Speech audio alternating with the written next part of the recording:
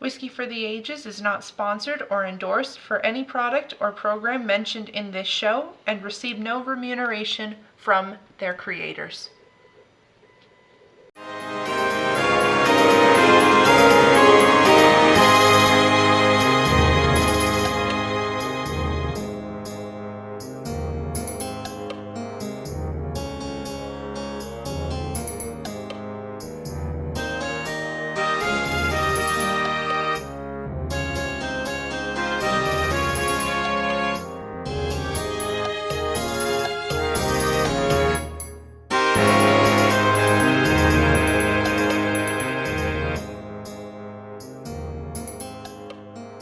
Hello everybody, welcome to Whiskey for the Ages.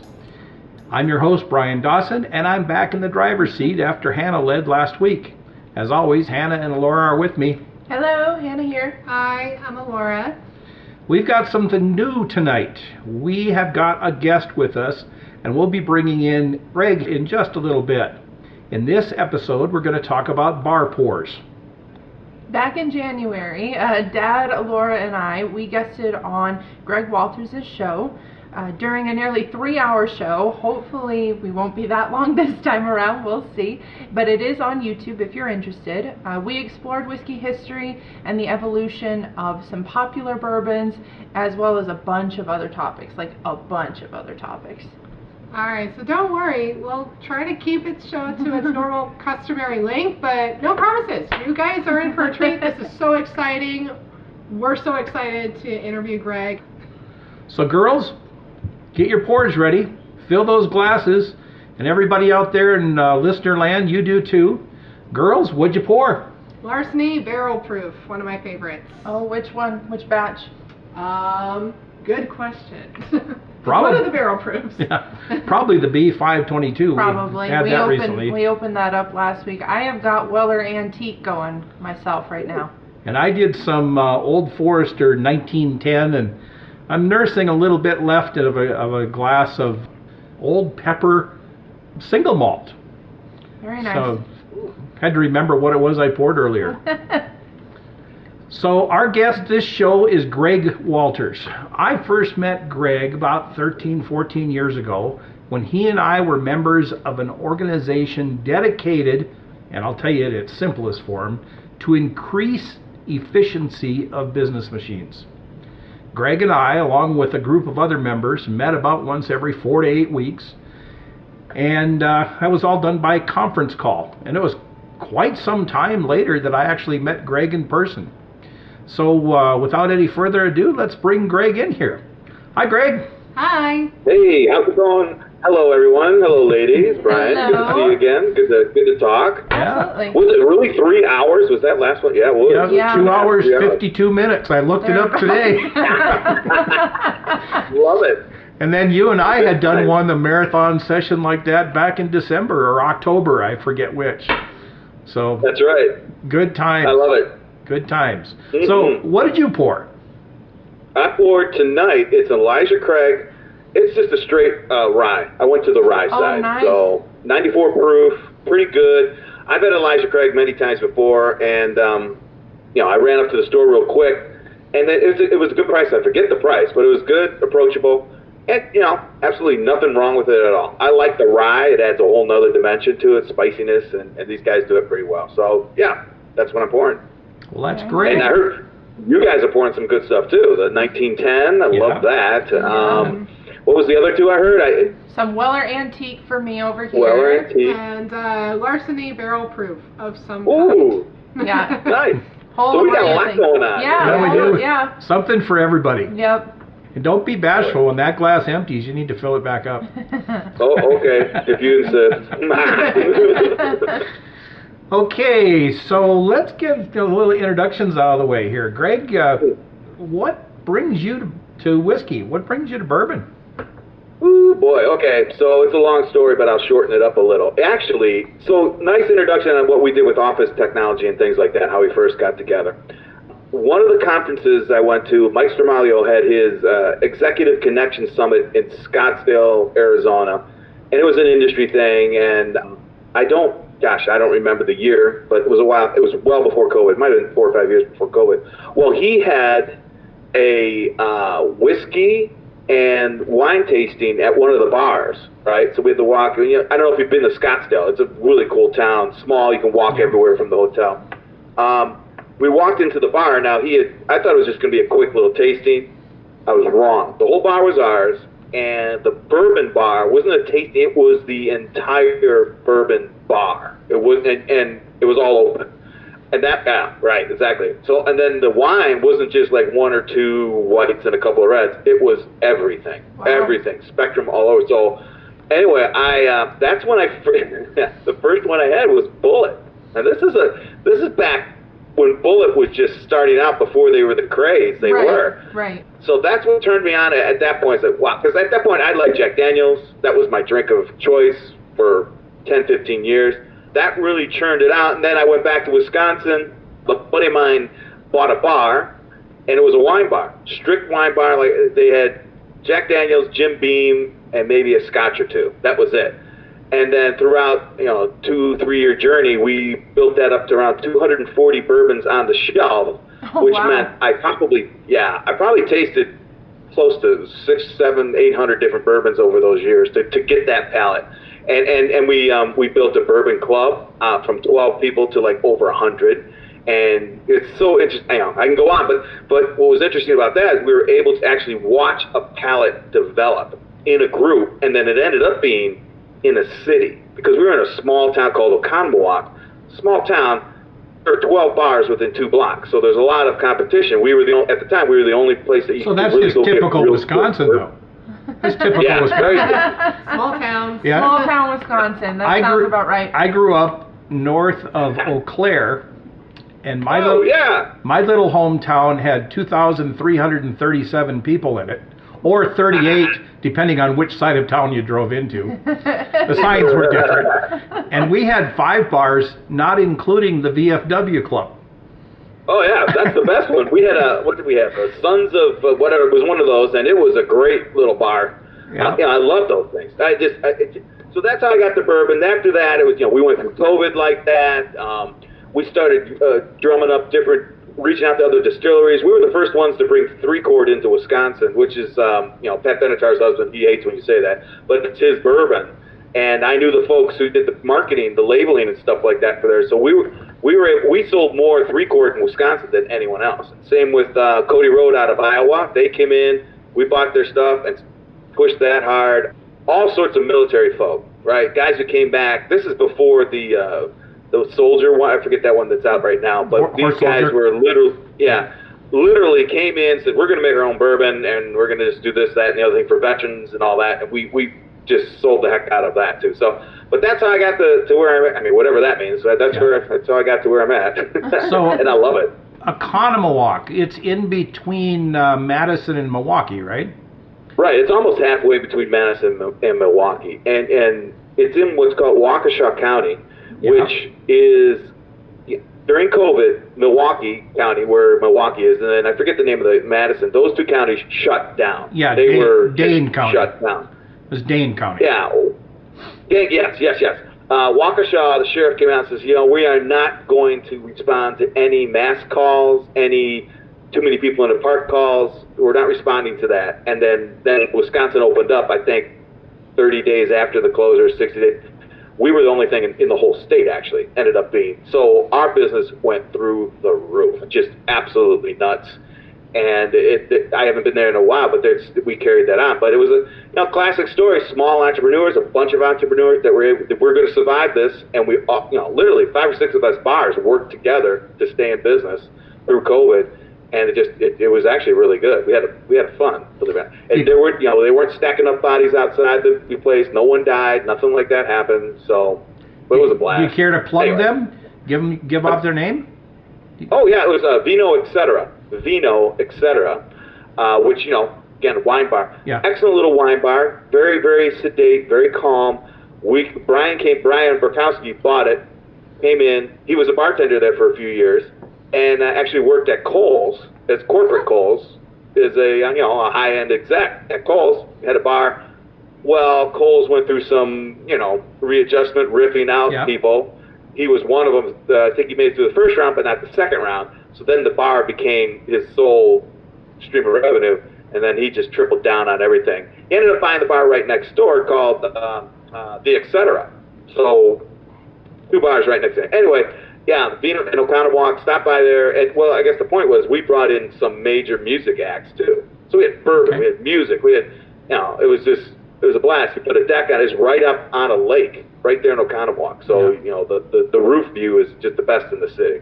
Sure. So it's a great little place. Yeah. So how did you get involved into the bourbon side of things? You started with Bullet in Scottsdale. You come over to this bar over there in Oconomowoc, and how do you go, okay, now I'm going to take it to a whole bourbon level?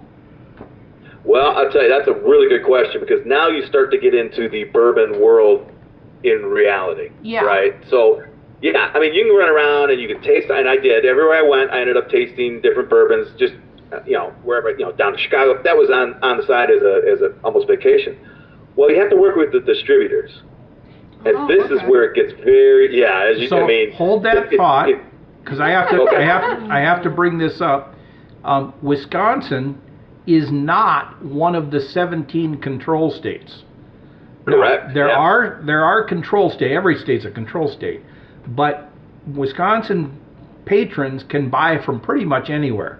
They can go into a grocery store and buy liquor. They can go lots of different places and buy liquor. Many states, 17 of them, Idaho included, is a control state in which the state controls all distribution of liquor. So I can't go anywhere other than a state-controlled liquor store to buy. You mentioned that you had to go directly to the distributors. Tell me about that.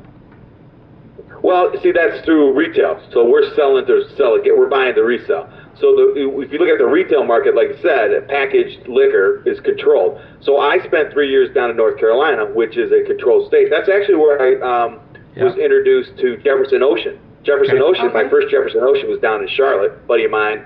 And oh my gosh, I can tell you all about cool stories there. That was really fun. But that was a packaged liquor place, right? So you had to go to a state store and buy liquor, and you only could buy what was in the store. I mean, and at the point, I didn't know it at the time, but someone somewhere is controlling what you can buy, right? Correct. Fast forward into Wisconsin, and it's more traditional. As a business model, whatever you're doing, copiers, printers, whatever it is, paper, you buy from a distributor and then you resell to B2B or to retail. That's the model I'm used to. So when, we decided to go into this, all right, how do we do this? Well, you have to work with these distributors. Well, in Wisconsin, it's almost the mob. And if the mafia did exist, which it doesn't, and we all know that, if the mafia did exist, it would be doing the liquor right now in Wisconsin or Indiana and Ohio. But we know it doesn't exist, so that's just a weird thing. So back to your original question, we had distributors that sold us wine and beer to start with, so we started there. Yeah. And then we just started going up because it is kind of it's almost an uncontrolled, because I found this out, you can become a distributor really quickly. Right? Someone who distributes just soda whatever they do, can do beer, liquor, and wine, and all of a sudden you've got this, literally a small one-man operation who is bringing in this different type of bourbon. Now, this is good, right? To me, it's good. Right. Now I start to say, well, where did this come from? Well, Iowa. Who the heck out in Iowa is doing? What is this thing in Colorado? Who are these? 3-chord, Michigan, what? So but because the big guys don't go in there. So, your Blantons, your Eagle Rare, your Forester, all the big names, big labels are in through big distributors. And, of course, you have to work. Now, if they're a wine and beer distributor, they'll never admit this, but this is what happens. If you don't buy enough beer from me, you don't get Blantons. Oh, okay. Absolutely. We actually talked about that in one of our previous episodes. Republic Distributing, formerly of the distributor for Sazerac, has been squeezed out, and they were accused of that very thing. And we all know that it was happening. Well, and it was a strength and a weakness for us, because we had a pretty superior wine list for the town. And that's what everyone wanted. At one point, the distributor said, okay, you're going to open up a bourbon bar, whatever, everyone does that, but you've got 50 different wines on the shelf, and these are not your high end, but a good stuff. So if you give me 50 of your, half of your labels and wines, then we can get you Eagle Rare, Blantons, whatever. Oh, or you just order it, we put you on the list, and when it comes in, we'll send it to you. If it's So available. we didn't play, If we didn't it's play available. that game. Yeah. If it comes in and there isn't someone ahead of you, and, all that baloney, and it's baloney. But we didn't play it because we were going after younger. That was our whole niche. Was like, okay, what has no one heard of? That was the first thing, and then we taste it. And I'll be blunt, if it sucked, it didn't get on the shelf. Okay. But if it had potential, like, okay, it's only 2 years old. I get it. I really like the story.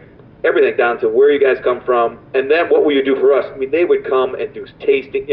They're small. Yeah. They're going to do whatever they can To move come their out product. there and get their name out. Yeah. Right. So and probably, we were really to work that way with them too. So that's how that worked. I mean, I got tons of stories on working with distribution, the whole Blanton's thing, Eagle Rare, Buffalo Trace, that whole house, and then whenever in Wisconsin, just people would move just because if one distributor had Blanton's, another distributor did not. So Right. effectively, you'd only have one distributor that would have that product. Right, and it was probably Republic back in those days. Because Republic... I don't know what. Yeah. And I probably shouldn't mention the name, to be honest with you, but I think they all took different names in the state, too. Sure. So there are sub-levels of sub-levels, probably. Right. Yeah. I mean, almost like they're shells, but I wouldn't say that either. That'd be wrong. Yeah. I won't listen to it then. Yeah, but that's how, and building up the it's funny you mentioned that, because I'm thinking I should probably write a book, because I was very, very fortunate to be at the ground level, and like I alluded to earlier, developing a palette for our bourbon club was the same thing. We developed the palette for the city, which is, I'm not being, whatever, there's no hubris there, but when I look back on it, the whole city was drinking Jack Daniels and Jim Beam. That was it. Johnny Walker, maybe on the Scotch side. But when we came in, literally all the other bars, and now there's people buying Russells, which, great choice. But, and now I understand in that town there is going to be a pure bourbon bar moving in. So the market is still there. And, right. This guy's going to do bourbon and champagne. So I'm pretty proud of that fact. Like our bourbon club started out with maybe 12 guys, and they said nothing but bourbon. I don't want, and when they said bourbon, they meant Jack Daniels and Jim Beam. Right, guys, let's just settle down. So one of my distributors brought in brandy, whiskey, not bourbon, and all this other stuff, and she got we heard about it for weeks. Like, don't ever do that again. It's got to be bourbon. Yeah. Well, by the time I got out of there, we had them doing everything. Rye. And they said, nothing high proof. We don't like high proof. It was 110, 115, all but, and tequila. So I started bringing in tequilas, and so it was, that to me was probably the coolest thing. I didn't realize it at the time, but looking back, wow, we really did develop a palate for these guys. Sure. And, Sure. Yeah, that was great. So you've touched on this a little bit, but you're curating or bringing in product. How do you maintain that extensive collection? What you said, 230? Well, we had 241 Okay. in that range, all right? And when you say how do you maintain, well, I guess we did revolve some in and out, right? Because the palette did evolve. We resisted the, buy a case here, get this one for free kind of thing. Okay. We might take it, but it would go on the rail, not on, because the rail is where you have your regular Jack Daniels, your no-name rum, vodka stuff, that kind of regular stuff for 7-7s and whiskey, that. Now, if you got to the shelf, and then of course the shelf, we had 3 different levels. Right. Top left was all the good stuff, and our lower level was better than most people's top level. But Sure. And honestly, we'd see what sold. Right? I mean, and what was really great, and this goes back to the palate, is I could tell, okay, I could taste this. All right, the club's going to like this, and we will sell this, and we will sell a lot of it. And I was rarely wrong on that, right? The only time we were ever wrong is when we listened to a distributor, and he said, wow, you buy 3 cases of this, we'll give you a case of that for free. And, or whatever it was, and then 6 months later, we still had that. Hey, that didn't work out too well. Yeah. But, so that's how we did. And it's going to sound dumb, but I would say Tuesday, Wednesday, Thursdays, Fridays, I was tasting new bourbons. Okay. And like 11 o'clock in the morning. So it's hard to believe there's that many different kinds of bourbons out there, but there's way more than that. And they open up to a whole different world as well. To say they're coming out of the woodwork is now even more, because now the ones that started 2 or 3 years ago are coming out. And now what I really miss is the fact that some of the guys that got behind them maybe 4 years ago are bringing out their 5-year stuff. So like now I know it should be good. Yes. Right? Yeah. Right. You know, Wisconsin had a lot of local guys that were new. Jay Henry was one that had, you know, actually, I'm wearing a shirt right here, and there were a bunch up north. Eau Claire had some. And you know, they were the typical, we're just going to start, they started releasing their 2-3 year stuff, or their vodka, or whatever. But Jay Henry was probably one of the better ones I ever tasted that was local. Yeah, and that one is a good one. We've gotten to have a few different offerings of Jay Henry every time we've gone back to Wisconsin. And then they're distilled and bottled by 45th Parallel. Were you ever familiar with that one? They're also pretty. Oh yeah, absolutely. Yes, that, and you know, that's where I learned that the distillation process is like 3% of the entire process. Okay, I get it now. Yeah. What I like about Jay Henry is he uses the red corn. Yeah. In here. Yeah, and heritage the story. green, I love the story. That's how he met his wife. His wife was and I'm going to be totally wrong, but I'll call her a botanist. All right, she was in the corn science department, whatever that is, and he wanted that. He wanted that red corn, so he had to go there, and she was the one who brought him the seeds so they could grow the corn, and then the rest is history. Matter of fact, one of my most favorite stories is me and Brian. So we do this. If I'm talking too much, cut me off. For the Bourbon Club, we would go out on excursion. We try and do something special for the Bourbon Club. This one time we said, okay, we're going to go on an excursion, Brian and I, and we're going to go to these small liquor stores throughout Wisconsin, videotape. We're going to record it, we'll do the iPhone stuff, we'll take pictures, and we'll go out to these little stores in the middle of nowhere and see what we find. We went out in the middle of nowhere, and we found treasures. It's like, holy moly. And people who knew their bourbon. It's like, wow, dude, this is cool. And we drove way out past Jay Henry. All right, well, okay, well, maybe we should stop on the way back to see Jay Henry because the signs are there. We come back, Jay Henry, we go to see the distillery. Of course, it's closed the day I think it was a Monday, we're out. It's raining. I mean, it is coming down, cats and dogs. Like, well, let's just go through, take pictures, and then we'll come back and we'll present the pictures like we were there. Okay, let's go. So we go in. There's a lady in the parking lot. So we drive, hey, when did the tours start? And she goes, well, we're not open, but yeah, I know, we just drove up. Well, why don't you park and come on in, and then I'll talk to you for a little bit. Okay. So we go in, and it's Jay Henry's wife who said that. So we're getting a private tasting from her, and then John comes up, and he says, so now Brian and I, we go out to the rick house. He tells me all about how they dry the corn. The corn drying process, it's huge. It's a machine that, I don't know, maybe you guys know this. I didn't know this. It's like it's a conveyor belt system and all that. It's like, god dang, acre or two long. It's huge, humongous. So we get the private tour there with him, and it was great. Well, that's one of the kismet things that happens. That's how I got the shirt, everything. But it was great. And again, that's a bourbon story. I bet it's repeated a million times because these guys who make bourbon, that's the way they are. Well, bourbon is nothing but a story. Yeah. It's just, so many years go into the process of it that it has that history, it has that legacy. So. Yeah. So let's peel back the onion just a little bit further. You're setting up the whiskey bar. Okay. What about glassware? I know you're drinking out of a rocks glass right now. Right.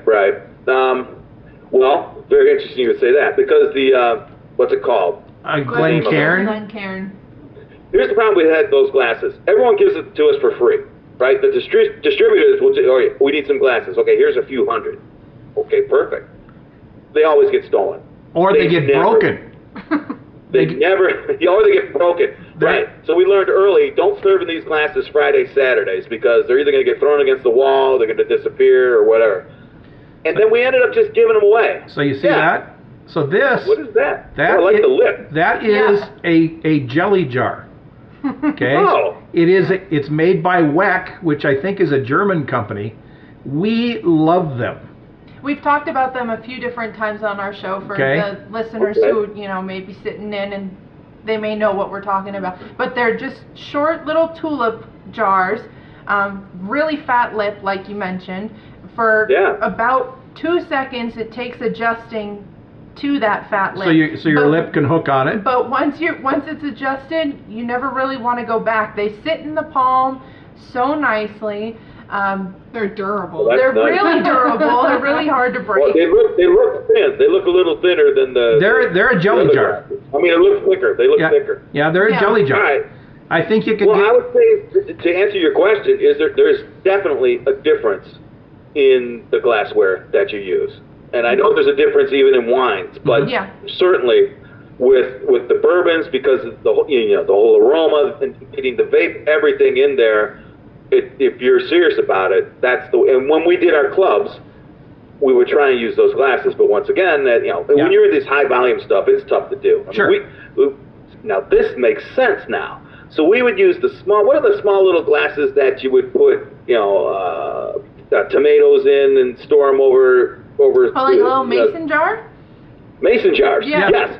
So we had smaller mason jars. Yep. And now it makes sense because they have a little rim at the top that is almost like that lip. Yep. They're thicker, a little bit bigger than those, and we never got rid of them. No. Because people wouldn't. Yeah. And you can buy a case of them or a case of 12 for like $12 or whatever. They're ridiculous. Approximately. We love them. Yeah, we love them. So but now it makes sense that taste wasn't. I mean, after a certain point, that's another thing. So the Bourbon Club, I think we could pour maybe 1 or 2 before it didn't matter what we did. And my Bourbon Clubs were 7 to 8 samples at least. And these were heavy pours. This was a good time. So we would go very slow. I brought in the Duke people. I brought in Jefferson. You bring in the distillers to come in and talk to your folks. Not the distributors. There was very rarely would you find a distributor who knew their stuff when it came to either tequila or bourbon. They just knew what they read on the pamphlet on the trip over, which is, okay, that's not going to work, dude, but here, I'll talk. You just pour. Yeah. But that was, and we had some pretty high-end distillers come in, too, this little town in Oconomowoc. So that 7 to 8 pours that you'd do, that flight, you'd have different distributors. How often would you have a flight that was most popular, that you kept going for an extended period of time, or was it just always in rotation with who was the next big up-and-coming thing in the bar? Well, I'll tell you what, that's an excellent question, because we would use the Bourbon Club to test, right? Okay. Because, exactly. I mean, we got, the Marines came in with this 2-year-old fresh, wasn't that good. It wasn't, but it wasn't terrible. There was no oil. It was just bitter. It was just young. That's all. It was just young. Yeah. So we brought them in. Honestly, the taste wasn't enough for the club, but the story was great. We picked it up. We didn't go whole hog on it, but we picked it up, and it was very interesting because we ended up selling lots of cases of it. I mean, a lot of it. So yeah, I would use the club and go, okay, we got a little bit of something, because the distributors come, you got to try this. It's very popular. All right, it may be popular where you're at, but we're going to find out if it's popular here. Right. And then you work with distributors. So listen, I got a bourbon club in 2 months. Can you bring in 2 cases and we'll try it out? Right. We don't want to buy the cases. The whole game. It's like, okay, you bring in the cases. We'll taste it. If the club likes it, we'll set you up on the shelf. Right. Boom. And if they did, they did. And then, like you said, okay, so I'm always keeping my eye open. And this is, what's the newest thing? And again, on the interwebs, whatever. And I don't subscribe to the big YouTube guys. I don't subscribe to because by now there's a narrative behind it. And I'm the best bourbon bottle collection is empty bottles. I'm not a guy who's going to put 700 bottles in my basement. I mean, it just drives me nuts. Yeah. And the whole hunter thing, I don't know how you guys feel about it, but that's a black market gig that everyone is falling for, and you're just hurting the whole experience, right? And I don't know, I saw a special the other day where the guy says, no, we're gonna drink this bottle. It was a $200 bottle. We're gonna drink it all tonight. We're not gonna save it because we may not be here tomorrow. Right. Yeah. Mm-hmm. Yeah, you're right. What are you going to do? Who's going to get your 700 bottles if something happens tomorrow? You know, it isn't about what's in the bottle. It's about what happens when you open it and you drink it with other people. Yeah. That's the whole thing. Yeah, that's something we really try to drive home here on our channel with talking about how bourbon is the story. It's about the camaraderie that you have when you're drinking it. It's the atmosphere that can influence the goodness of the pour on its own, you know. Absolutely. Regardless of whatever the whiskey is that's in there. If you're with good people and having a good time, your whiskey's gonna taste good. Yep. So you don't need to do that $200 bottle or whatever. There's a movie that we promote on our website. It's a documentary of a whole bunch of distilleries, and it's called Neat. And one of the distilleries, he had been saying like, oh, we have this brilliant bottle. It's so fantastic. I think it was like a Pappy. Yeah, it was something like that. And they're like, we gotta save it. We gotta save it for like a really, really big occasion. And the distiller's father was like, no, we're not gonna save it, because bourbon is meant to be enjoyed. Just like what you said, it is meant to be enjoyed with people in the moment. It is a very present tense drink to have. Yeah. Yeah, it's Absolutely. it's a drink that you should have in the present, not in the future, And they did finish that bottle, and as it turned out, the guy's father and his brother were both gone in 6 months. Yeah. It was, yeah. Yeah. I've heard that story. I've seen that. Freddie Johnson, So, out of Buffalo Trace. Yep. But I imagine that you guys that's very poignant. Yeah, I imagine you guys in the club, when you're sitting down and enjoying whatever it is, whether it is a whole flight or whether it's a pour of whatever, that same kind of thing goes on, that camaraderie, that, you know, let's just kick back. Sometimes it's not even about having a glass. Sometimes it's just about, hey, let's sit down and hang out for a little while. Well, absolutely, 100%. And I've seen it happen in the club. I've seen it happen at the end of the bar. I've seen it happen at other bars, other establishments.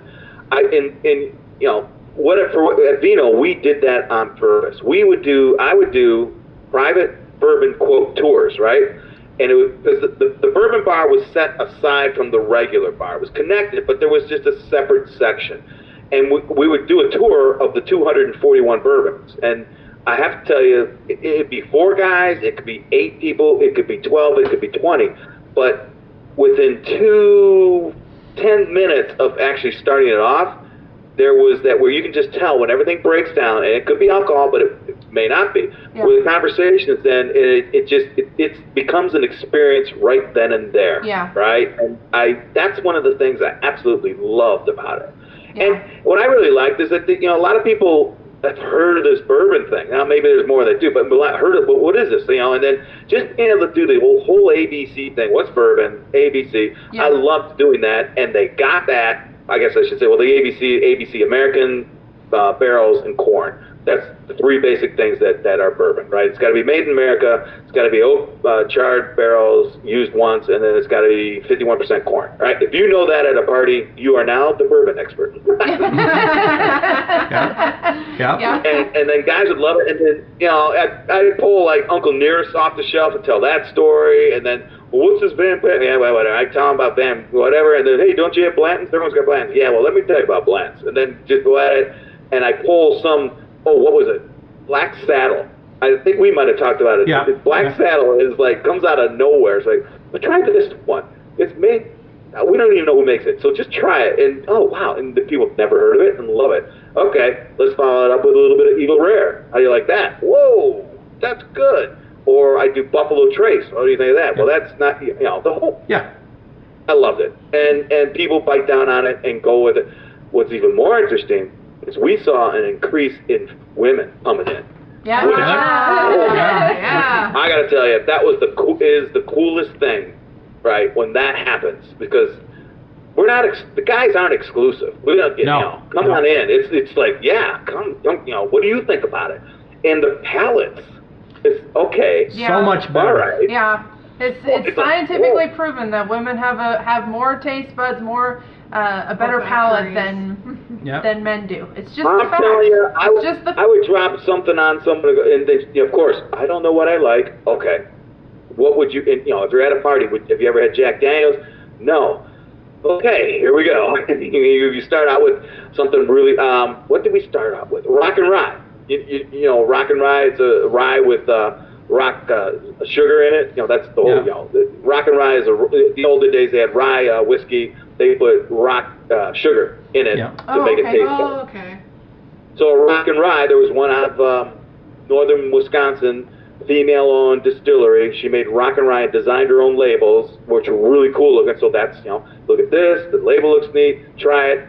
And if they liked the rock and rye, then I could move forward, and I would go into maybe Elijah, something wheat, something a little bit lighter until I found out where her edge was. But if she didn't like rock and rye, it's like, okay, well, I don't know where to go from here. So let's try some rum. Yep. Yep. So, but more, they really did like it. Yeah. So let's talk about your enthusiasts, your guys, your main customers, what have you. But I want to break it down for the listeners out there. When you're pouring, somebody's going to ask for a quantity. Whether that quantity is, hey, I want a finger, I want 2 fingers, I want a shot. Talk about the pours themselves. What does neat mean to you? Well, neat to me means no ice. Okay. Okay, that's where it first starts. Okay. When you talk about pouring, okay, and this was our theory. So I was in charge of pricing. Okay. I would do a cost up model, which I understand now no one does no one does a cost up. They always do a retail down. Well, retail's made up. There's whatever. So I do a cost up. I go, okay, we want to make X amount of dollars out of this bottle. Right? It's all math. Yeah. There's whatever number of shots available in 750 milliliters, blah, blah, blah, blah, blah, blah. The bottle costs me $18 for me to make 50% profit. It's all math. It's all math. Yep. All right. So what I would do is I would inflate that because we didn't want my bartenders actually looking like they're measuring it to the ounce in front of a customer. Okay, there were little tricks, the 2 finger, right? That's a trick.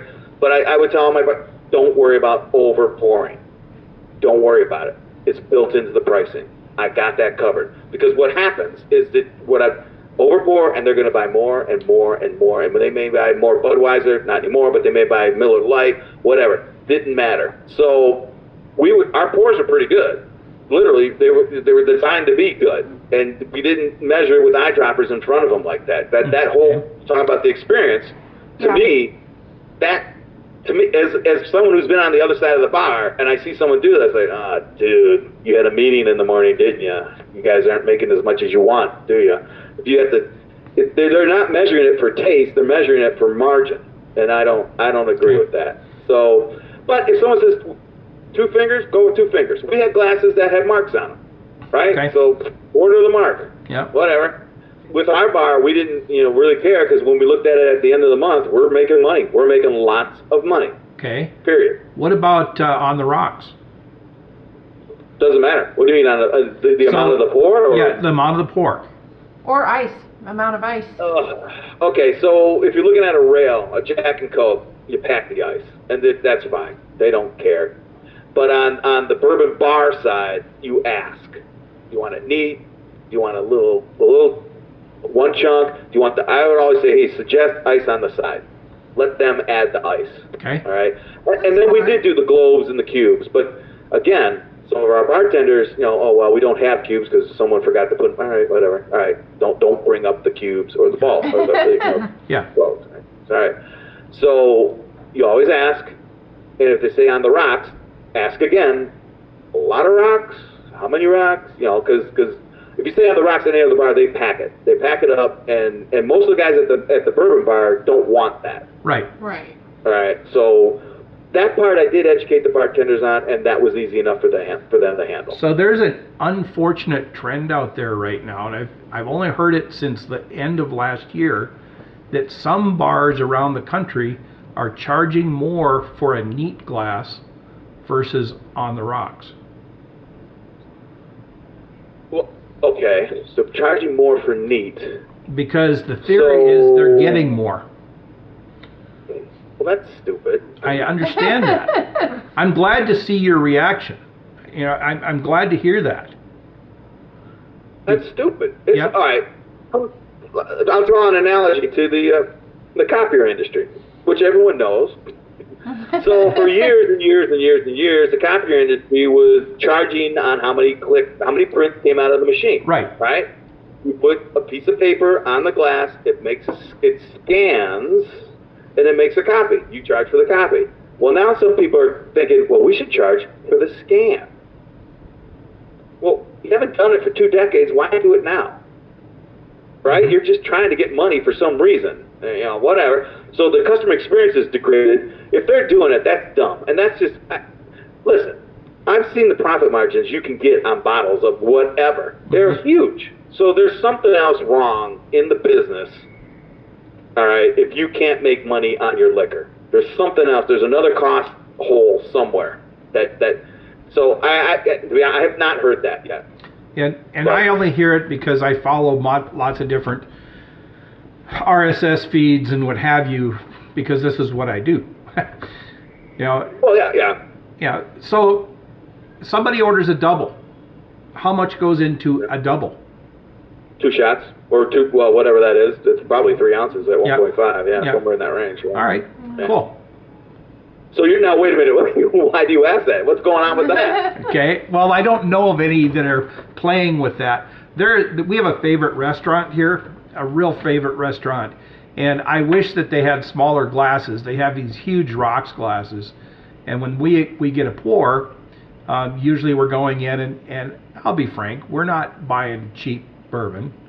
I mean, yeah, we're going, okay, these are the bourbons they've got on the shelf that are either part of Idaho's lottery system, so we haven't been able to purchase any of these bottles, or it's a bottle that's extremely expensive that we don't want to go all in on, that we haven't had before. Yeah. So we'll go, okay, you've got this, you know, I've had a Sazerac 18 year over there, we've had a Pappy 12, a Pappy 12, or maybe a Pappy 15 over there. Yep.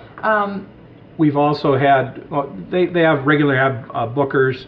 They've had the Colonel Taylor barrel proofs.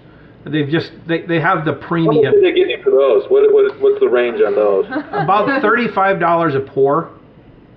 Okay. And that's an ounce, or ounce and a half rather. Yeah. Okay. And fortunately, we've got some of that too. So, you know, we don't have to spend that kind of money. But recently we had some Weller single barrel, and frankly, I was disappointed. Weller is a pretty stellar brand, but that particular barrel was not their best offering. You know, it happens. It happens. It happens. So let's talk bourbon flights a little bit. Hannah touched on it a little bit. When you would set up a flight, now let's not go to your bourbon club, but you're setting up a flight. Somebody comes in, they say, I want a flight. What are you pouring? Are you pouring what they're asking, or how do you decide what you're going to pour? That is a great question, right? And it tells a lot about the establishment, how this is put together, okay? So in general, a lot of people already have standard flights. It's on the menu, this is what you get, whatever it is, boom, boom, boom, boom, boom. I never did it that way, all right? It's going to be flights at 3 different pricing levels, all right? And it's going to be 5, and we're going to talk about what you might want, because I've got moving targets. You're right, you know, like we're switching people out. We've got this brand new thing that is really good on the shelf. We've got some that we're, you know, it's dynamic on both sides. So when someone orders a flight, they may say, so what's on this flight? Well, okay, what do you like? This is where we're at. That's where I did it. It's like, tell me what you like. Well, I don't know. Okay, then tell me, what was the last time you had any type of whiskey out? Did you have an old fashioned? Do you have a Manhattan? What do you like?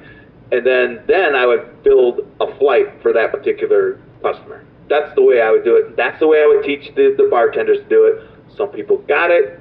Some people didn't. The ones who did get it had much higher tips. Listen, you know, if someone wants a flight, They want an experience. They really do. They want to know more. Now, then you get the dudes who think they know everything. Yeah, I'm going to have a flight. All right, what do you want? Well, I want that, that, that, and that, and that. Okay, well, that's going to be the high-end flight, not the middle pricing. So, yeah, but then I'll even talk, well, why? What, do you already know these? Yes. Well, okay. Then what I would even do is like, okay, I would even give them a taste. Well, listen, if you like Eagle Rare, and if you like Blanton's, and you like all this stuff that you know about, have you tried any ryes? No, I don't like rye. Okay, here, try just a little teeny tiny bit of the rye and see what you like. Boom, boom. Okay, we're going to throw a rye. I'll throw in this that you like, and then I'll pick something that based on these things that you like and this rye that I think you might like. And honestly, if something comes up that they don't like, all right, then I throw that. Let's try another one. All of this seems so intuitive to you, like whether it's the size of the pour or catering to a specific customer's palate with a flight. How did you get to that level? Did you have bar experience before all of this to know this is how I want to run a bar, or like how did that all come to be? Because because what you're describing really is the ideal bar experience for me anyway, to have more of an interaction as opposed to a transaction. Oh man, write that down. That's really good. That's good. That's good in bars and in sales in general, right? An interaction, not a transaction. You know what? That's a good question. I have no formal quote unquote training. The next few statements will probably. So in college. All right. Okay. There's your training. Here we go. We all found pros there. I got it. Rochester, Michigan, high-end, no football team, academic, right? And then, so my father, oh boy, here we go. And my dad is a calc teacher in high school, calculus. So I grew up with that. Yikes. And I'm not good at math. But, okay, so we did that. Went to Oakland University. One of his students went there, recommended I come there. I loved it. It's 12,000 in students and 1,200 live on campus. Decided to live on campus. Got through. I went into as a freshman to this floor called Penthouse. So each floor had their own name, right? Well, Penthouse was Penthouse because it was the 9th floor. It was the top floor. Okay, that makes sense. Wow. All right. I get there, this is the top floor, and it is the party floor of the campus. I had no idea. So as a freshman, and we had juniors and seniors up there, this is when it happened. I know it, so it's like, okay, I have to be part of these guys. They're nuts. This is Animal House. All right? Yeah. So my second year I go back, I remember this as clear as day. The last year, some guy was moving out. Seniors, he goes, "Hey, you want this stuff? I built, because we would build our beds in the room. We put them up in lofts so that we had space and all this." Guy had a bar. He had a redwood bar. He said, "You want?" I bought it. Go up the next year. First thing, a big suite. Other kids are coming in. Freshmen are coming in with their moms and their dads, and I'm moving the desks out of the room, saying, "Yeah, we don't need the desks." And I'm bringing in a bar, a little bar, like a real live, it was built out of pallets, but the top was redwood, very, very nice, slick bar. Put that on high enough to put a half barrel on, which were illegal, but only if you get caught. Half barrel, so yeah, that's where it happened. That's where it started. I was on the other side. That I would study at the bar, and then Friday, Saturday nights, I'm behind the bar, but people were coming in. We had a great stereo system. It was the party floor. I didn't know it until I'm looking back. Oh, that's no wonder. Yeah. So is it intuitive? I guess it is now. But here's the big key. This is the way I would want to do it. Yeah. Right? If I'm on the other side of the bar, that's what I want. Now, having been on both sides, I understand that's just not the way it's going to be every single time because there's other motivators back there. But if I guess it's empathy, but if I'm on the other, if some new guy walks in, I love it because now I've gone through that journey. That's another thing. Yep. So I loved Jack Daniels. Yeah. You mentioned music, okay? Music is very dear to us, and more so to Alora. Very much so. So Perfect. how do you, I'm going to use the wrong words, Alora, help me here. How do you create better experience with like the music selection? Because like in the bar, what kind of music would you play to just heighten the experience for everyone? That is an excellent question, and one that most bars completely and totally miss. Right? And this goes back, that goes beyond this. What you got, music is back there. Music is that common thread with everything and everyone. That is the backdrop at some point. It could be up on the front stage. It could be right in your forehead. It doesn't matter. But so it's funny because I manage the bands too. So, and if you, okay, look at this. We've got a wine bar, and then we've got a bourbon bar. All right, two totally different demographics. I mean, you can't, on the outside, we were able to merge them, but on the outside, it's like, okay, you got wine guys, you got, and then, so what music do you bring in?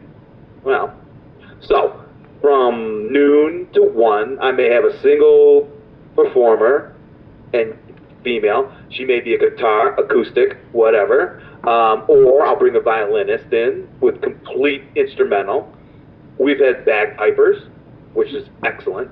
But when we get and then with the bourbon time was probably around like 3 to 7, because in this bar at 7 o'clock the band's going to start at 9. These are bands. These are rip roaring guitar bands, Budweiser. No one's ordering, you know, spirits. Elijah Craig. Yeah. Well, they're ordering spirits, but there's more White Claws and Jack Daniels going down than anything else. So the bourbon bar pretty much settles, which is fine. So, but for like our bourbon clubs would be on a Wednesday night, and the deal is the bourbon clubs start at, I don't know, 6. We want the guys to hang around and buy more booze up with. So the music is not headbanging music, but it's Frank Sinatra. It's good stuff. It's live. That's another thing, right? Live. It doesn't, even if it sucks, because to somebody in the room, this music is gonna suck. Whatever, dude. It's live. It's fine. It's great. So I would, and its music is it's a very conscious choice on my part. It's like, okay, even when I'm having bourbon tours, right? If it's just me and the tour in the building, the music is very important. You know, it's in the background when they come in. It might be, it depends, right? It might be more jazzy, but as we get going, depending on, and I look at the generation that they're from, it can be anything from, it could be, you know, White Lion, Def Leppard, or it could be Post Malone, or it could be something else, right? I've never missed on any of that. One time, I mean, oh boy. So I had one crew come in at 11 p.m. We close at 12. These are the guys who I know. They're big shooters. They love, quote unquote, love bourbon. They don't know shit about it, but they love bourbon. We were there till 3 in the morning.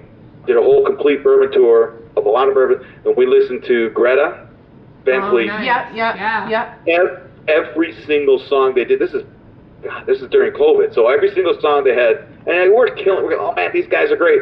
I put on one Led Zeppelin song, and they went quiet, and they said, you know what, Greta sucks. When you compare that to Led Zeppelin, say, holy crap, the orchestration, the arrangement, I mean, now we're getting into music. Yeah, right. There was no comparison. Now, talking about Greta, they got a new album coming out in July. It's going to take off. They've really been laying it down, establishing themselves hard. Yeah. Oh. So the last time I saw them, they were kids. And they're from Frankenmuth, Michigan. They're really? Just from up the street here. Yeah. And Frankenmuth is a smaller town than Oconomowoc. It's like, you know, a German little chicken town that's got a Christmas store that's open 364 days. It's Christmas there. It's the weirdest thing. Yeah. But I saw them, it's funny, I just saw them 2 or 3 days ago online. They got some stuff going on. Now they've got beards and mustaches. I know. Yeah. When I first saw them, they were just like high school kids that couldn't shave. Yeah. But anyway, put your money on them, because they're going to kill it. They're going to kill it. Anyway, so back to music is very important. And I consciously choose what I want to hear and what I think that the crowd is going to want to hear at the same time. Wow. I should probably open a bar. Yeah, maybe. So I got to ask you this: Infinity whiskey. long time ago I wrote an article. You reached out to me and said, so what's in your infinity bottle? And I said to myself, what the heck is an infinity bottle? And then I had to do some research. So do you do infinity whiskey? Or did you at your bar? Oh, we did at the bar. Absolutely.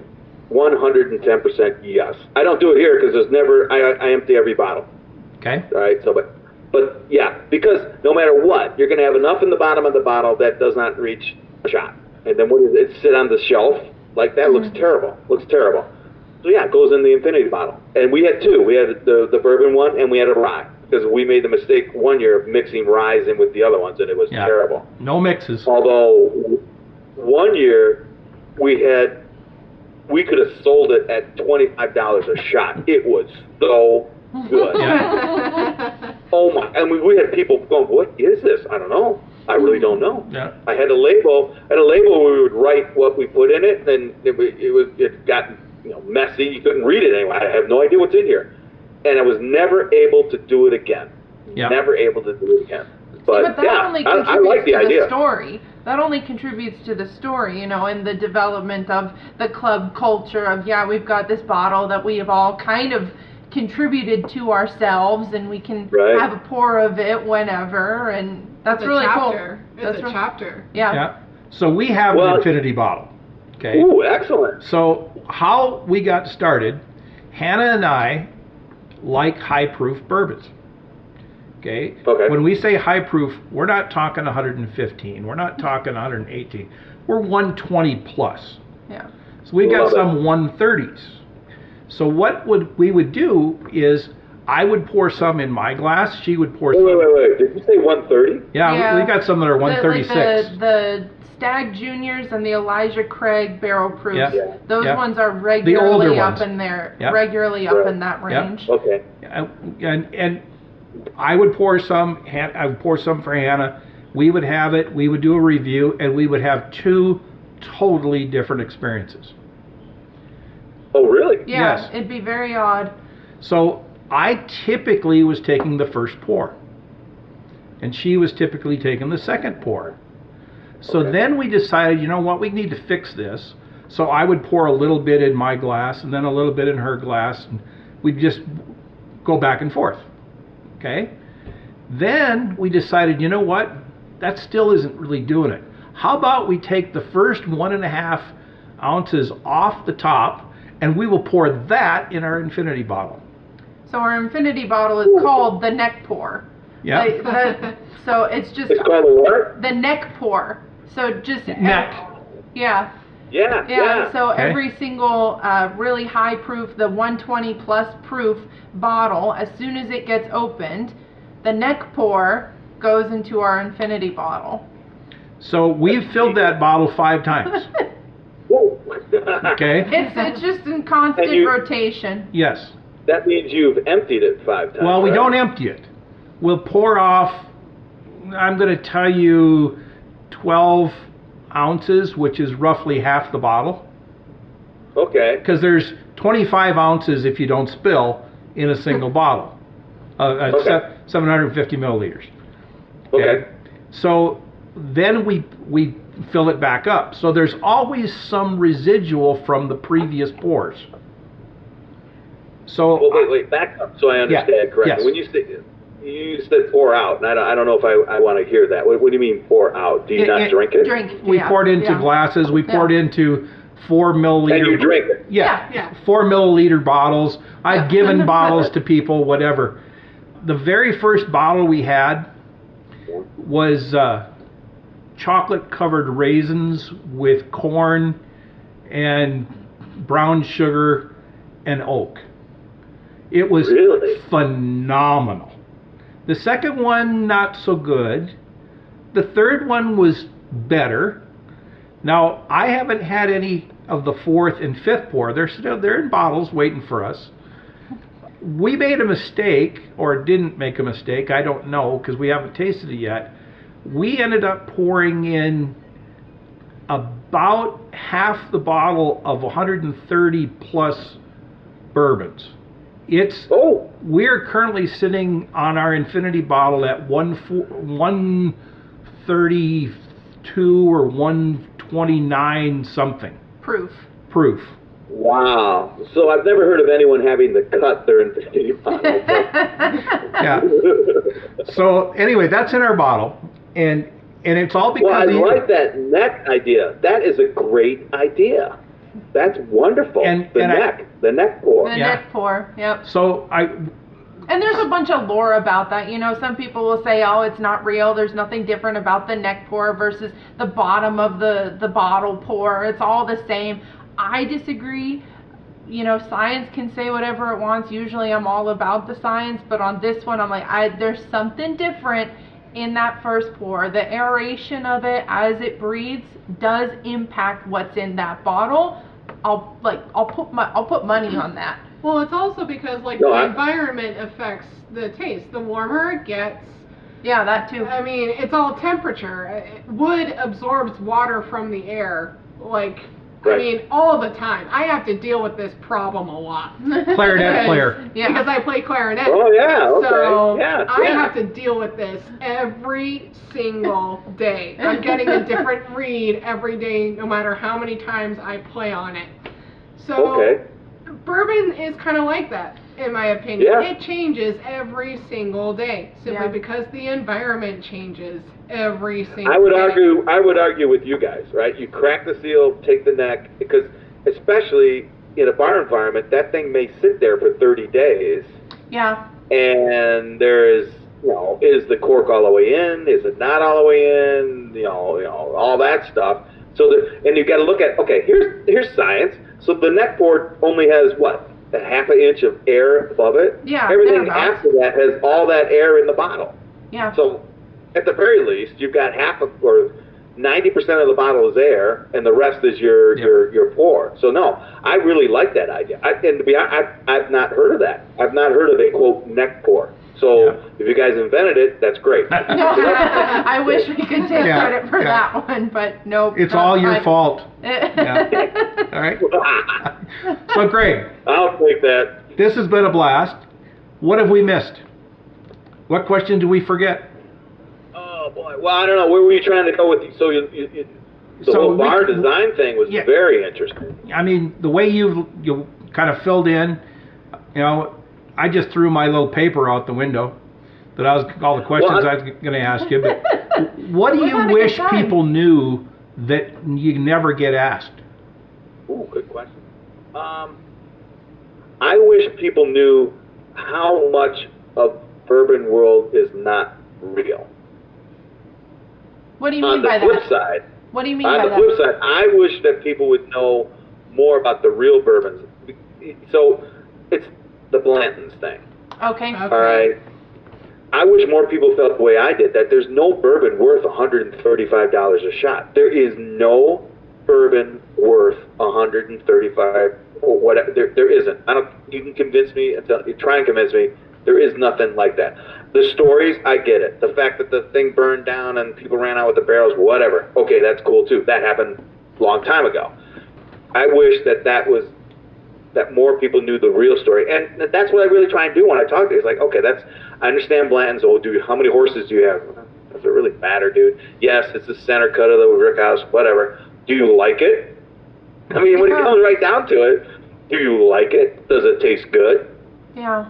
Well, yeah. So you know what? That's what isn't that a wish, but that's right. There are lots of people out there that do that actually buy because they like it. That I like. Hey, I just did that with my brother-in-law. Oh, excellent story. Forgive me, but I'm going to go on. So 3 weeks ago, I went to my nephew's wedding. No, it was my birthday. Sorry. So I went to my birthday. Wedding, birthday, whatever. Either Same.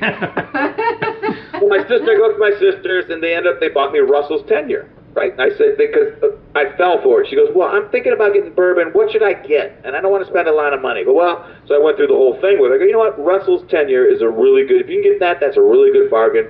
I'm sure whoever you pour it for will love it. Boom. I come up, of course, that's my birthday present. I see that one on your shelf behind you there, actually. Yeah, I killed it. Here's my story, though. So my brother-in-law was not a bourbon drinker. He and I drank half the bottle that day. The next day he went out and bought the bottle. So now he's got, but then, so last week I was up, we went up to do a golfing thing with the same family, and everyone's talking about this Russell's bourbon. I go, what the hell's going on? Why is everyone talking about Russell's? Well, apparently my brother-in-law was telling everyone else how good it was, and now he is introducing everyone to Russell's, which is, see, that's bourbon right there. That's the American frickin' story. And I go, yeah, it's 10-year-old. That's good, David. 10 years old. You don't find that very often. Go get it. It's a good price and it tastes good. And he loved it. Now he's bit. Now I got him. So I say in the next couple months I'll have him up to Eagle Rare. I'll have him up to Widow Jane. We'll go high. But yeah, Old Forester. Yeah. This is, my next step with him will be Old Forester. Old Forester. Such a good one. Yeah. Everything in their lineup. Just I've not had a bad Old Forester. Some are better than others. I'm gonna get right. I'm gonna get him to 1920 because that's my goal. Get him at the higher proof. Yeah, that's my personal favorite of the line, but mine too. all great ones for sure. I would say, as far as the bourbon world goes, I think that we are looking at. It might have plateaued the last few years, but I think we're going to have a real acceleration of some really good stuff on the organic side. I also fear that the corporate side is going to try and cash in on that. So we're going to see a bunch of, I'll call it bullshit, of marketing and hammering it. They're going to have to do it because look at all the barrels that are going to come to market in the next few years. Tremendous and then number. look at the next 10 years. It's like, oh my there's gosh. a tremendous number. Yeah, So, and you hear more stories about new rick houses, new distilleries being opened up all the time. It's just every single day. It's, hey, remember this, one old person from, 18 such and such who did this one thing? Well, we're naming a new line completely after them. And, I find that very exciting. I'm not bashing there. I find that very exciting. But it is really opening the door up to a flood of product that's on its way in however many years. Seriously, and I hate to bring it up now so late, but the malt. Yeah, That movement is like, it's huge. And I'm resistant, but I had some earlier tonight. Like I said, the Old Pepper single malt. So Greg, we finish our shows. Yes.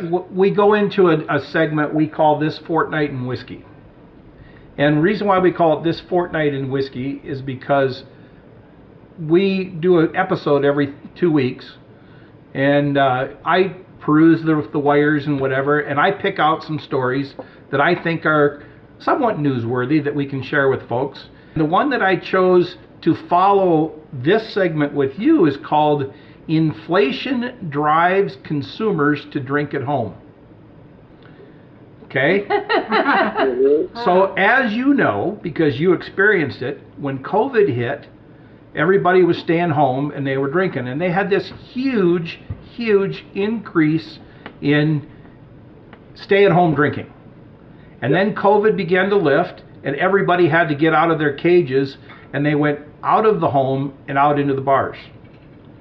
Well, as we know, this last 12 months or so, 10 months, whatever it is, inflation is pretty much skyrocketed, driven by a variety of factors, and we won't get political here at all. But you've heard of Drizzly? Have you ever heard of Drizzly?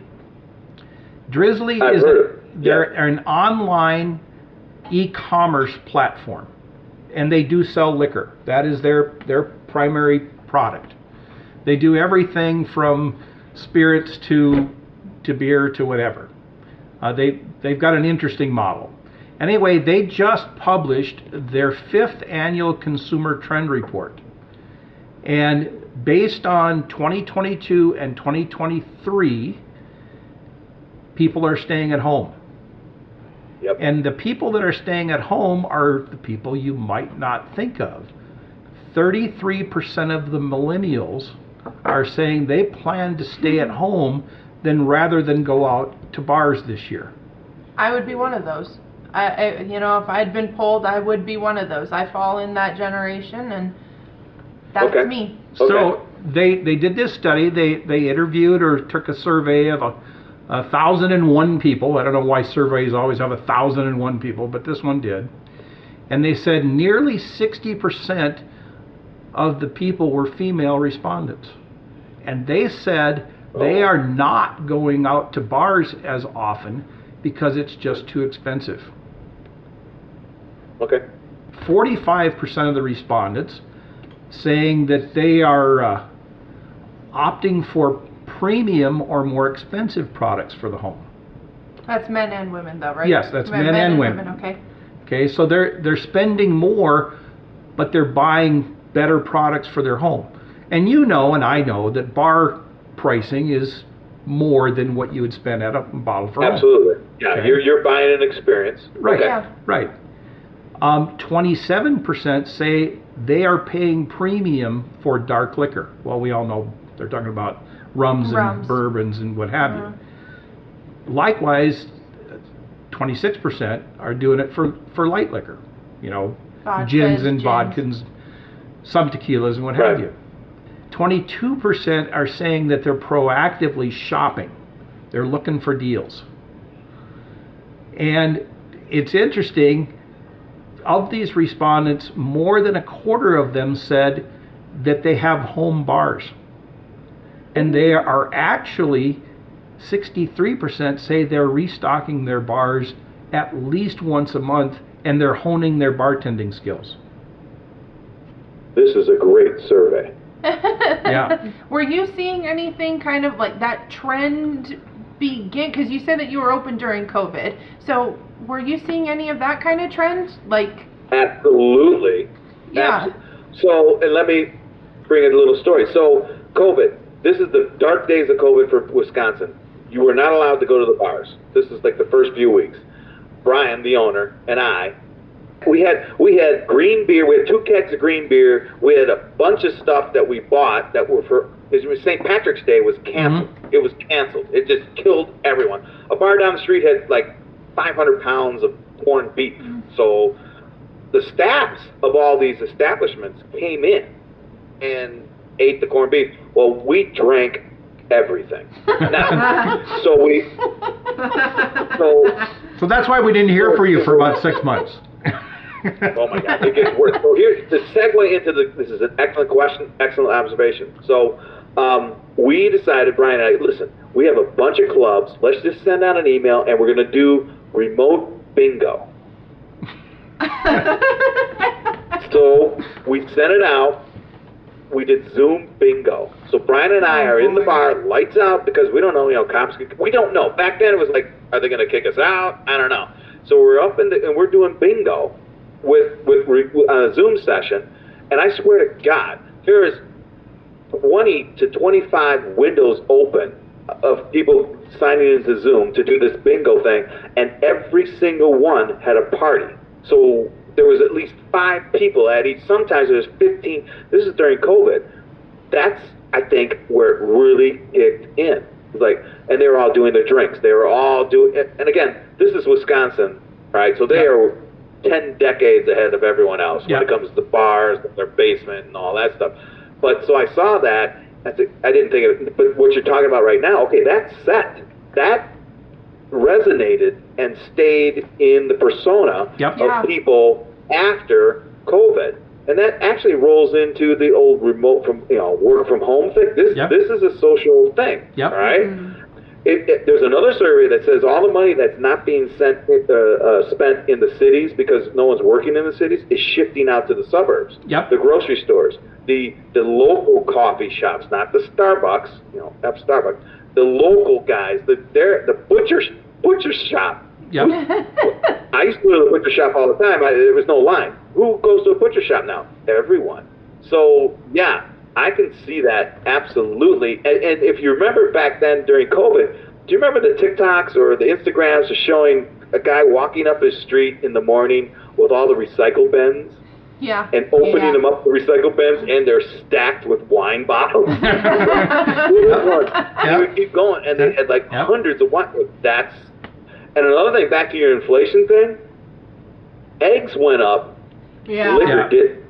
Yep. Liquor. Well, liquor's climbing too, but not Yeah, like but eggs. not like eggs Yep. or steak or all that. Yep. And even during COVID, because I talk about the distributors, these guys are making money at the grocery stores. Yep. At the grocery stores. The bars were shut down. Yep. Everything shifted over to the grocery stores, so they're selling beers. And okay, we're going to put bourbon on the shelves, whatever it is, because that's what's going to sell.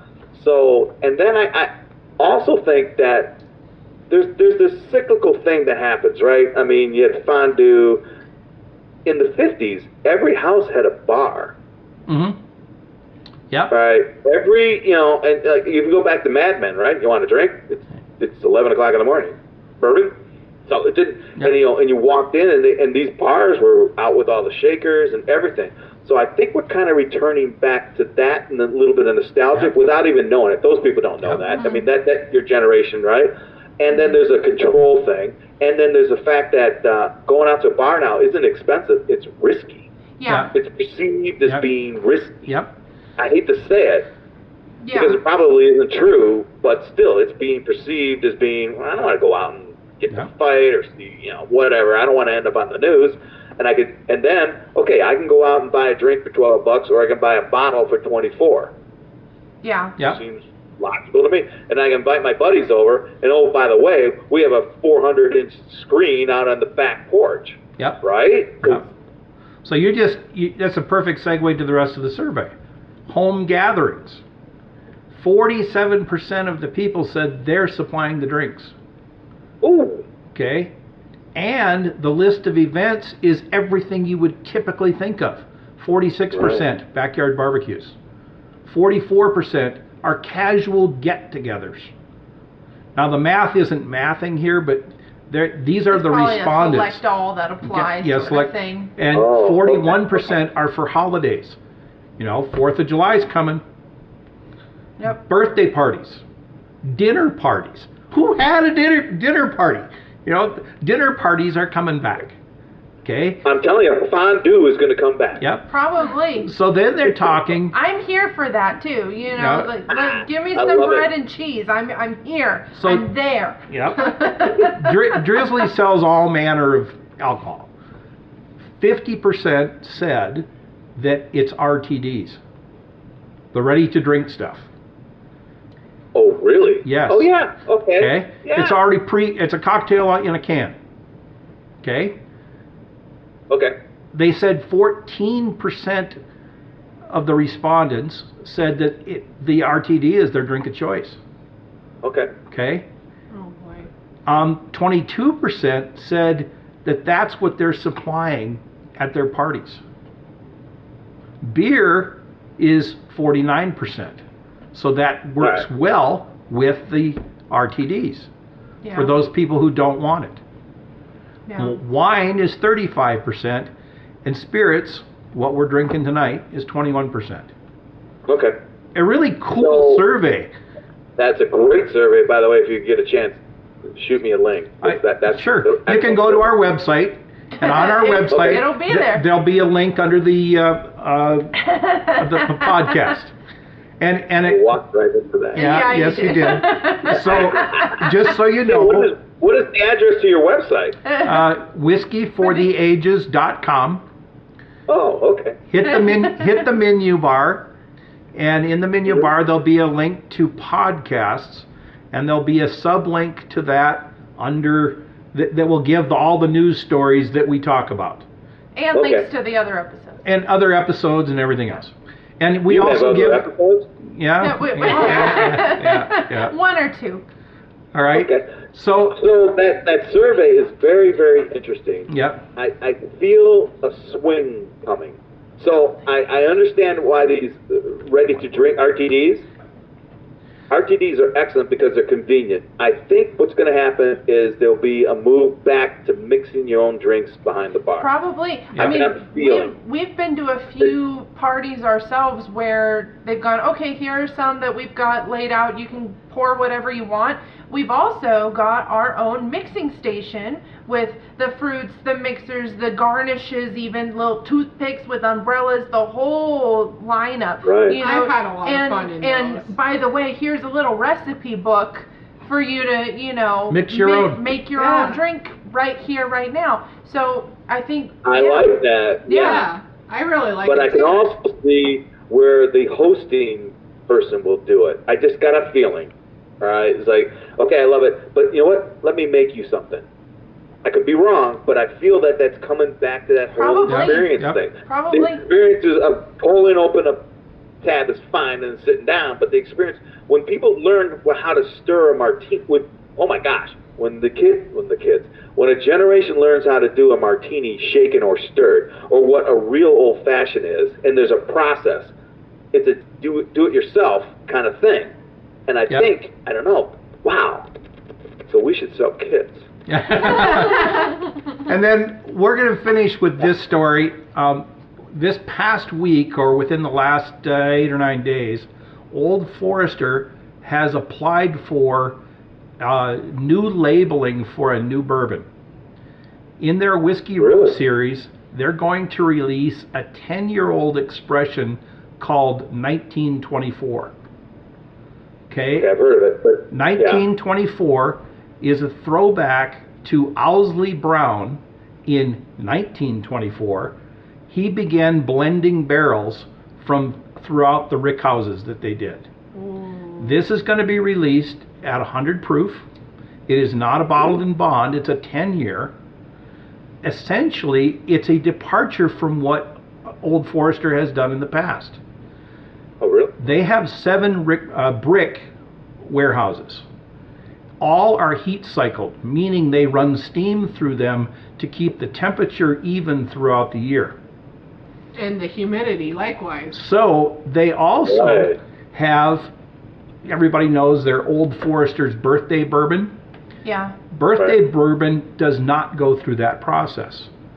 Their birthday bourbon is 10 to 12 years. So now what they're going to do is they're going to come out with a bourbon in their Whiskey Row series that may not quite be good enough for their birthday bourbon, but they're going to release it to the public. Incidentally, they're also owners of King of Kentucky and President's Choice. Those barrels also don't go through the heat cycling warehouses. Oh, wow. So it's very likely that we won't see this till next year, because 2024 is the 100th anniversary of Owsley Brown's blending. That's right. Well, that's okay. Yeah. I mean, wow. Yeah. And Something to look forward to. the back of the labels indicate that they're going to be blending 2 different mash bills. A 72-1810, meaning corn 72-18 rye, and that's the Old Forester mash bill that gets used all the time. And then they're also going to blend it with the Early Times mash bill of 79-1110. Now, interestingly, Early Times is owned by Sazerac, but Right. So, okay. but yeah. Old Forester still makes it for him. So we got some neat stuff coming, and that's going to be one of the stories that we're going to continue to follow and make sure that somehow we get our mitts around that bottle. Sounds like fun, huh? I can see your wheels are turning. Well, we love Old Forester. Yeah. Yeah. Well, I didn't know about the Sazerac connection, though. Yeah. That's really good. Yeah. Wow. Yeah. So that's our show. What do you think? All right. Did you have fun? Oh, yeah. I always have fun. Yeah. Yes, absolutely. I think it's really, actually, all right, don't get all poofy-headed. But yeah, I've listened to a bunch of your stuff. I like it very much. All right, you guys are authentic, blah, blah, blah, blah. But you're authentic, and I love the fact that we're all, like, organic, right? Yeah, That's what yeah. I like. I listen to, I don't listen. Seriously, I just did it today. I went to TikTok. I went through like 50 of those guys. It's like, are you kidding me, dude? I do not like that stuff. I like real stuff. You guys are real. I still like the guys. I forget their name. There's another group of guys that I listened to before, a long time ago, down in Texas. They do a bourbon marketing thing, right? They did some song. There's no such thing, but I like those guys because they were real. But you guys are real. So, well, anyway, we should talk maybe offline about some future stuff. But Okay. this has been a blast. I love Yeah. you guys know that, right? Yeah. Yep. Ooh, an hour and a half. Yep. An hour and a Well, half. we cut it in half. We cut it in half this time. Well, we need to go to 3 hours. I'm just kidding. I'm just kidding. Yeah. We'll do that sometime. Okay. Well, this has been.